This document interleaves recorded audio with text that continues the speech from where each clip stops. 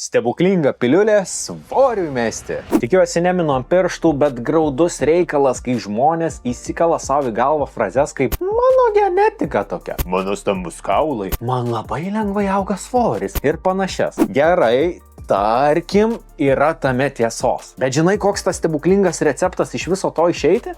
Tam, geriau valgyt ir daugiau judėt. Naujiena, ką? Atsiprašau, bet jokio skirtumo, kaip tu atrodo ir kokia tavo genetika. Žaidimo taisyklės visiems išlieka tos pačios. Ar yra žmonių, kuriems bus sunkiau numesti svorį? Galbūt. Ar yra žmonių, kuriems reikės stengtis labiau? Turbūt.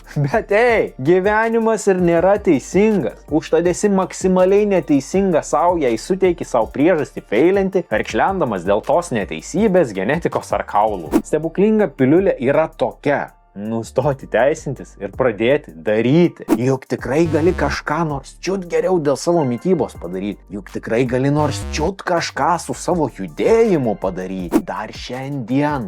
Reikalas tas, kad tie maži žingsniukai per ilgą laiką ir padarys rezultatą. Minus 300 gramų kūno svorio per savaitę lygų 15 kg per metus. Nes į mane akmenį, jei sakai, kad tai yra blogai, per mažai ar dar kaip nors. Tad gerbiamas dėdė ar teta, jeigu užsiknisai maltis toje pačioje vietoje ir nori pagaliau iš tiesų atsisveikinti su nereikalingu svoriu, nekviesiu šį kartą rašyti komentarų, nebeturiu daug vietos konsultavimui, kviesiu, jei tau tai tikrai svarbu, šį kartą parašyti asmeninę žinutę pačiam. Padėjau jau bemaž 100 klientų tvariau sumažinti svorį, tikiu, padėčiau ir tau.